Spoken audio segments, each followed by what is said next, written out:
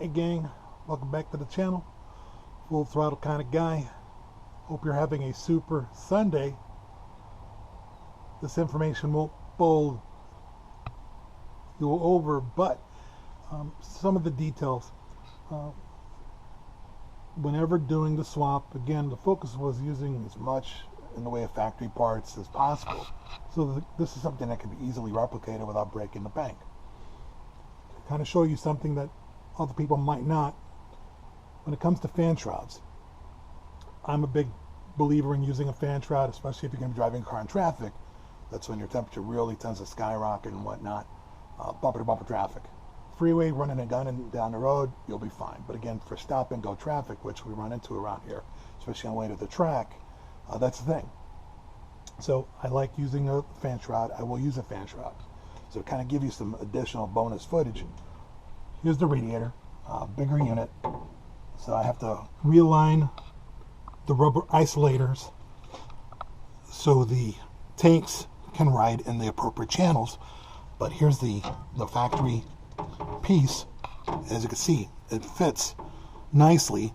A little bit of an angle because again the mounts, I need to realign those. The only thing I need to do is clearance that one section right there.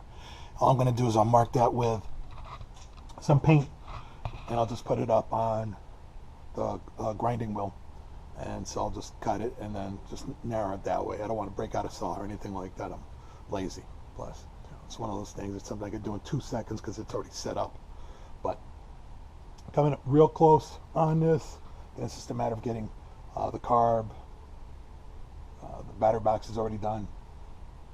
Got to do a fuel line. I may, just so we can get the car fired up, just put the heater caps on the water ports, just so, get it up and running, and then of course get the box installed and everything. I don't know, like I said, it just depends how excited I get when it comes to starting a car. Sure, we've all been there, all done that. So it's always nice to kind of get that little bit of adrenaline and get the payoff, as it were. So really, really close. Nice thing about the new overflow catch can, uncompliant for the track. Everything's like right there. The only thing I'm going to have to do a little bit differently, I'm going to have to do 2 brackets coming out in a form. It'll be like a little bit of a 35-degree angle. Come over. I'll put a rubber pad to cushion this, and then I use the factory radiator shroud to fit, so everything will be covered up appropriately, and it'll be protected against vibration and wear, things of that nature. So honestly, just a little bit of work left as far as getting it started up. Don't think it'll happen today because it being Sunday, and I'm looking to have a super relaxing Sunday. So a lot of good work.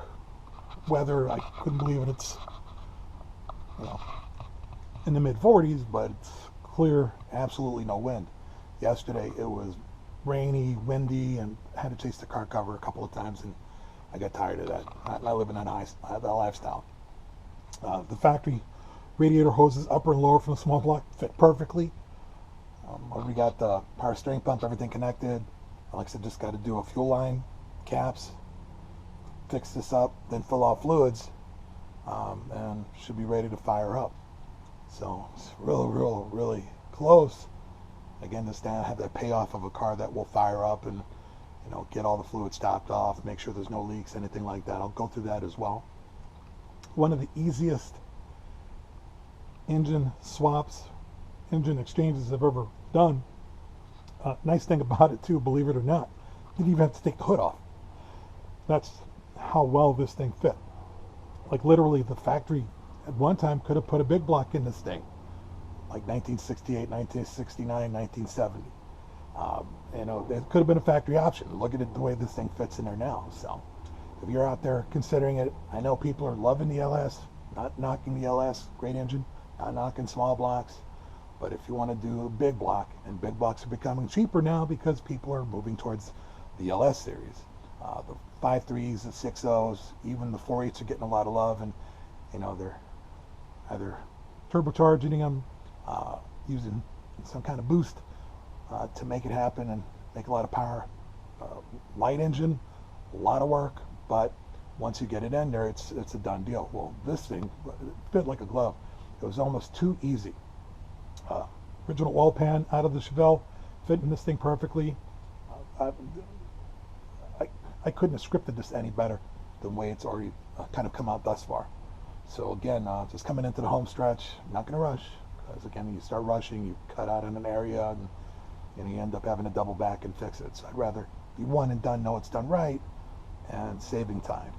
So hopefully next footage will be getting ready for the pop off on this and lighting this bad boy up with open headers. I got a thing for open headers now, apparently. Every car I've got that I've worked on recently has just been open headers. I don't feel like taking it in an exhaust shop this yet, so we'll cross that bridge when we get to it. But I should have an update shortly. Lord willing, and the creeks don't rise, as they would say down south. Maybe this weekend we'll be ready for a little bit of Nova big block action. So thanks again for watching. Thank you for spending your Sunday. Hopefully you'll have a super one and not get bowled over.